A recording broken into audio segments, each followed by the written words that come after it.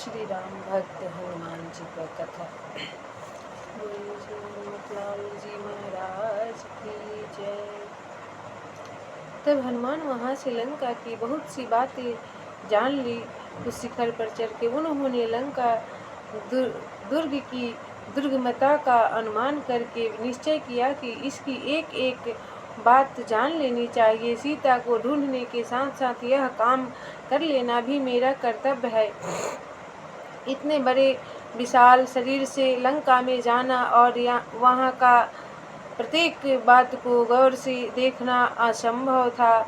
इसलिए महावीर हनुमान ने मानो अपनी अनीमा सिद्धि का प्रयोग करके अपने को छोटा सा रूप बना लिया और भगवान का स्मरण करते हुए वे लंका के द्वार पहुँचे।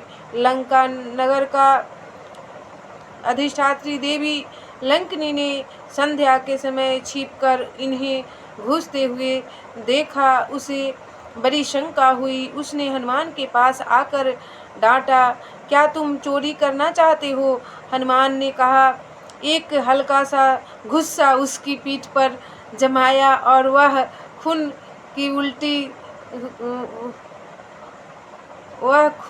उगलती हुई जमीन पर धम से गिर पड़ी। उसने अपने को संभाल कर कहा, जाओ, मैं तुम्हें पहचान गई। ब्रह्मा ने मुझे पहले ही बता दिया था कि जब बानर के मारने से तुम्हारी ऐसी दशा हो जाए तब जान लेना कि रावण का अंत होने वाला है। हनुमान ने अंदर प्रवेश किया। उन्होंने लंका में प्रवेश करके राक्षसों के आहार विहार और सैन्यादि के स्थान देखे। उनके अस्त्रागार, मंत्र नागृह, उनका अंतर मंत्र गृह, छावनी आदि भी देखे। सीता ढूंढने के लिए उन्होंने राक्षस राज रावण के अंतःपुर में भी बड़ी छानबीन की। मंदोदरी आदि स्त्रियों भी देखा, परंतु सीता का कहीं पता न चला। वे चिंतित से हो गए। उनके मन में बड़ी ग्लानि हुई। वे सोचने लगे कि वहीं मैंने धर्म का उल्लंघन तो नहीं किया, कहीं हमने धर्म तो उल्लंघन का नहीं तो किया है। पर स्त्रियों का देखना अधर्म है। कोई सो रही है, कोई स्नान कर रही है, कोई खा रही है, और हनुमान जी चुपके से छोटा सा रूप बना के लंका में घुस के प्रवेश कर गए और सबको देख रहे हैं कौन कहाँ पर क्या कर रहा है। तब मैंने अब तक कभी यह पाप नहीं किया था, आज मुझसे बड़ा अन्याय हुआ। वे चिंता में पड़ गए। दूसरे ही क्षण उनके मन में दूसरी बात आई। उस समय भगवान के स्मरण से उनका चित्त स्वच्छ हो गया था और वे एक निश्चय पर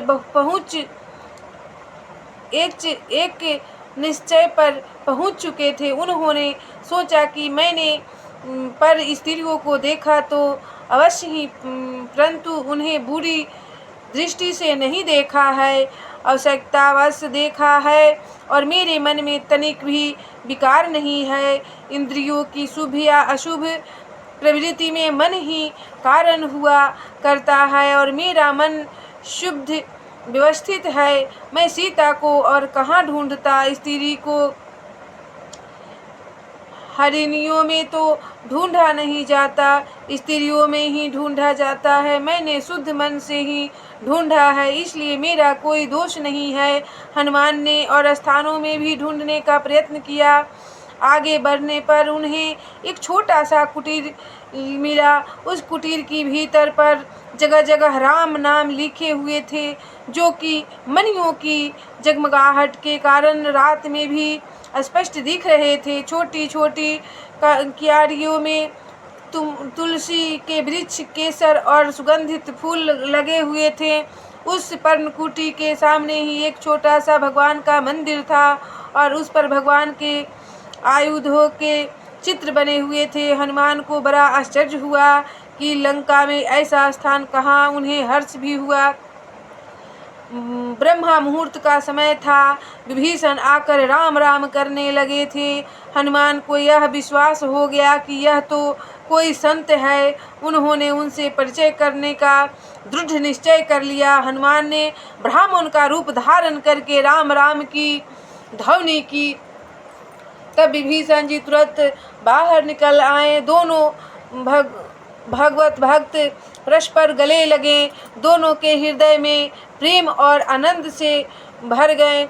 हनुमान को विभीषण के हृदय में साक्षात भगवान दिख रहे थे और विभीषण हनुमान को मानो साक्षात भगवान ही समझ रहे थे। परिचय हुआ। हनुमान के पास कहने के लिए अपनी बात तो थी ही, क्या उन्होंने अपने दयालु प्रभु के पहचान चरित्र और सीता हरण का प्रसंग सुनाकर अपने आने का कारण बताया। विभीषण ने कहा, प्यारे हनुमान, मैं यहाँ वैसी ही सत्कर्ता और कठिनता से रहता हूँ जैसे दांत के बीच में बेचारी जीभ रहती है। प्रभु मुझ अनाथ को भी कभी अपनाएंगे। मेरी जाति तमोगुनी है, मुझसे कुछ साधन बनता नहीं।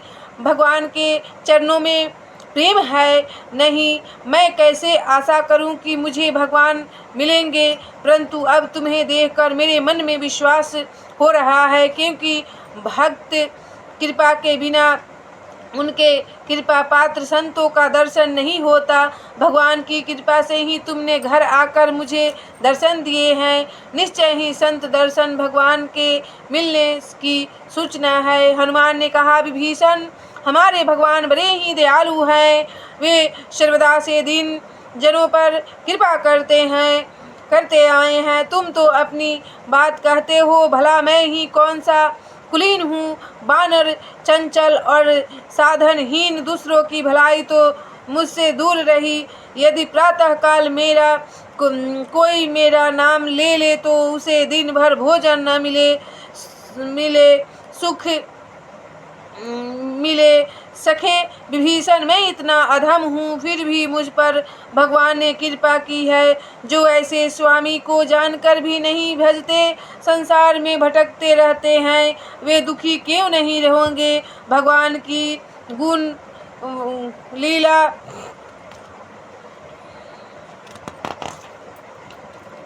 स्मरण करके हनुमान का हृदय गदगद हो गया। उनकी आंखों में प्रेम के आंसुओं से भर गया। विभीषण और हनुमान में बहुत सी बातें हुई। विभीषण के बतलाने पर हनुमान अशोक वन में गए। माँ सीता अशोक वन के नीचे बैठी हुई थी। उनका शरीर सूख गया था, बालों की जटा बंध गई थी। सिर पर सौभाग्य का ही चिन्ह एक त्रिवेणी मात्र था। वे निरंतर भगवान के नाम का जप और मन ही मन भगवान की लीला तथा गुणों का स्मरण कर रही थी। और सिर पर सौभाग्य की चिन्ह त्रिवेणी था। वे निरंतर भगवान की नाम का जप और मन ही मन भगवान की लीला तथा गुणों का स्मरण कर रही थी। हनुमान ने दूर से ही उन्हें मानसिक प्रणाम किया। शीशम के एक वृक्ष पर चढ़कर बैठ गए। रावण आया और उसने सीता को सुलाने की चेष्टा की, फिर धमकाया, पर सीता की दृढ़ता, पवित्र रामनिष्ठा और अस्तित्व से प्रभावित होकर वह लौट गया। बहुत सी राक्षसियाँ सीता को रावण के अनुकूल करने के लिए समझाने लगी। इन बातों से सीता को बड़ी पीड़ा हुई। राम का पता न चलने के कारण उनके अनिष्ट की भी आशंका हुई। ऐसा मालूम हुआ कि अब वे जीवित न रहेगी। त्रिजटा अपने स्वप्न का वृतांत कहकर उन्हें आश्वासन देने लगी और बहुत सी राक्षसियाँ यहाँ से चली गई। थोड़ी देर बाद त्रिजटा भी चली गई। सीता को अत्यंत व्याकुल देखकर हनुमान ने राम जन्म से लेकर विवाह, वन गमन, सीता हरण आदि बातें वृक्ष पर से ही कही और अंत में बतलाया कि मैं उन्हीं के भेजने से यहाँ आया हूँ। हनुमान जी की यह अमृतमयी वाणी सुनकर सीता को बड़ा संतोष हुआ, परंतु दूसरे ही क्षण एक आशंका से उनका हृदय सिहर भी उठा। उन्होंने सोचा कहीं यह भी राक्षसी माया न हो। हनुमान ने सीता का भाव तार लिया। उन्होंने कहा, माता, मैं करुणा निधान के चरणों की शपथ लेकर कहता हूँ, मैं भगवान राम का सेवक हूँ। उन्होंने आपके विश्वास के लिए मुझे एक अंतर्गह कथा बताई है। अब आप वन में उनके साथ थी और जयंत ने कौवे का वेश धारण करके आप पर आक्रमण किया था। तब भगवान ने उस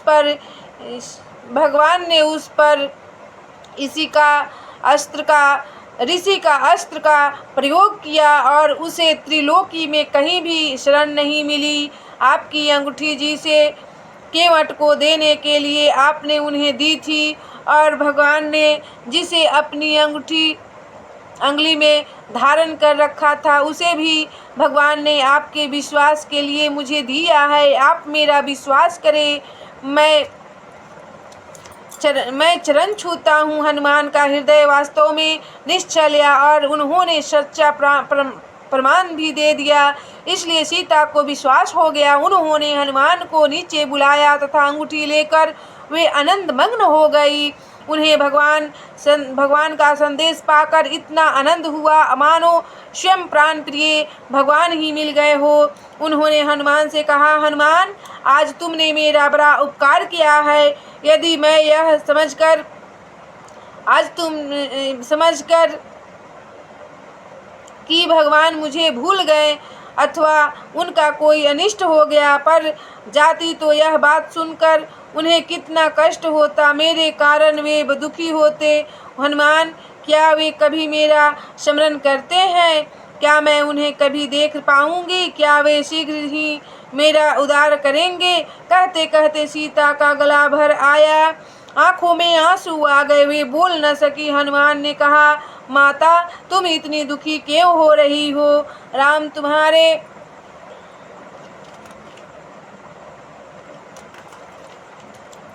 लिए कितने दुखी हैं, इसका वर्णन मैं नहीं कर सकता। वे पृथ्वी को देखकर कहते हैं कि माँ पृथ्वी, मेरे कारण तुम्हारी प्यारी पुत्री को बड़ा कष्ट हुआ है। क्या इसी से तुम मुझ पर नाराज हो, जो मुझे समा जाने के लिए स्थान नहीं दे रही हो?